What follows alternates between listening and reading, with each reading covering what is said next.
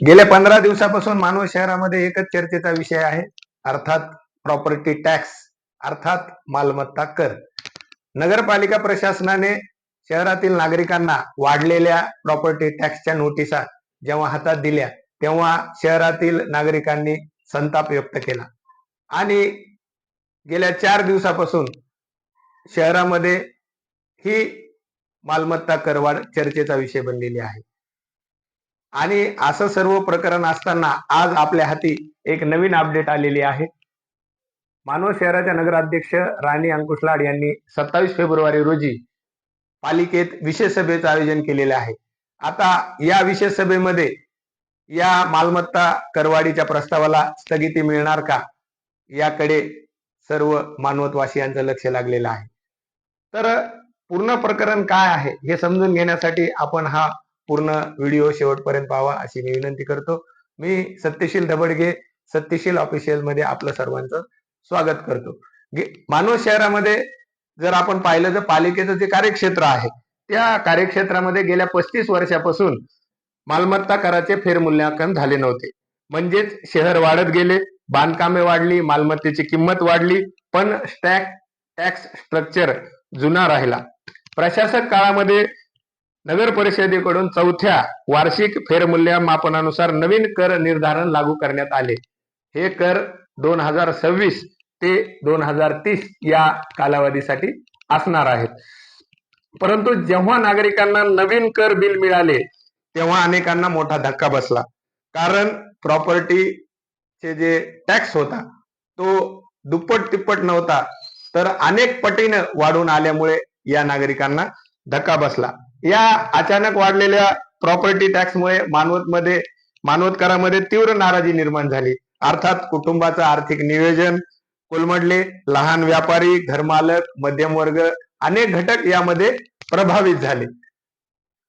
नागरिकांनी मोठ्या प्रमाणात या मालमत्ता करवाढीच्या जो प्रस्ताव आहे त्यावर मोठ्या प्रमाणावर आक्षेप या ठिकाणी दाखल केलेले आहेत.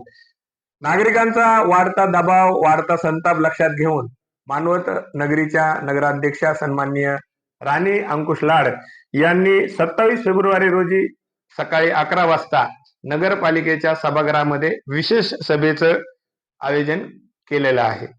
या सभेचा मुख्य अजेंडा हा प्रॉपर्टी टॅक्स निर्धारण प्रक्रियेला स्थगिती देणे हा असणार आहे. म्हणजेच 2026 ते 2030 या कालावधीतील वाढीव कर आकारणी होल्डवर ठेवण्याचा प्रस्ताव येण्याची शक्यता वाढली आहे. प्रशासनाला सर्व नागरिकांच्या हरकती नगर रचना विभागाकडे पाठवण्याचे निर्देश देण्यात आल्याचेही जे अध्यक्ष आहेत त्यांना निर्देश दिल्याची माहिती समोर येत आहे. नगररचना विभागाचा अहवाल आल्यानंतर या बाबतीत पुढील निर्णयांच्या हालचाली होणार असल्याची माहिती मिळत आहे. जर नगररचना विभागाच्या अहवालानंतरही नागरिकांचे समाधान झाले नाही तर प्रकरण अपीलीय समितीकडे जाणार आहे. याचा अर्थ नागरिकांना कायदेशीर मार्गाने टॅक्स निर्धारणाला आव्हान देण्याची संधी उपलब्ध होणार आहे. म्हणजेच हा फक्त राजकीय निर्णय नाही तर प्रशासकीय आणि कायदेशीर प्रक्रिया देखील सुरू होणार आहे. लोकप्रतिनिधींनी नागरिकांना स्पष्ट आवाहन केले आहे की जास्तीत जास्त लेखी आक्षेप नोंदवा, कारण जितके जास्त आक्षेप तितके टॅक्स हाईक स्थगिती प्रस्तावाला बळ मिळेल. आक्षेप नोंदवल्याशिवाय प्रशासन अधिकृत दखल घेऊ शकत नाही. म्हणून शहरातील नागरिकांनी निष्क्रिय न राहता मोठ्या प्रमाणावर आलेल्या प्रॉपर्टी टॅक्सच्या नोटिसीवर आक्षेप या ठिकाणी दाखल करणं गरजेचं झालेलं आहे. या विशेष सभेत आणखीन महत्वाचे विषय चर्चेले जाणार आहेत. मानवत शहरासाठी नागरी अग्निशामन बळकटीकरण योजनेअंतर्गत नवीन अग्निशामक वाहने खरेदी करणे यासाठी मंजुरी देण्याचा प्रस्ताव यामध्ये होणार आहे. तर एकीकडे वाढलेला प्रॉपर्टी टॅक्स आणि नागरिकांचा संताप आणि दुसरीकडे स्थगितीचा प्रस्ताव आणि राजकीय पुढाकार. आता 27 फेब्रुवारीला विशेष सभा मानवत शहरासाठी निर्णायक ठरणार आहे. टॅक्स वाढ थांबणार की लागू राहणार याचा फायनल निर्णय लवकरच स्पष्ट होणार नाही. या सर्व घडामोडीवर सन्माननीय उपाध्यक्ष डॉक्टर अंकुश लाड यांनी नागरिकांना आवाहन केलं आहे की आपण ज्या मालमत्ता कराच्या ज्या नोटीस आलेल्या आहेत त्या नोटिसीच्या संदर्भात मोठ्या प्रमाणावर आक्षेप दाखल करावे. या आक्षेपाच्या आधारे पुढील वाटचाल नागरिकांच्या बाजूने निर्णय घेण्यासाठी सोपी जाईल असं त्यांनी या ठिकाणी आवाहन केलेलं आहे.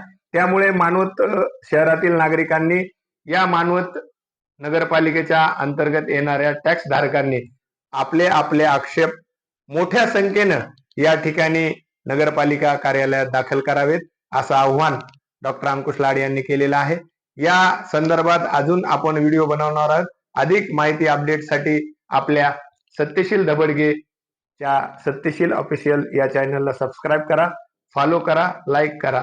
धन्यवाद.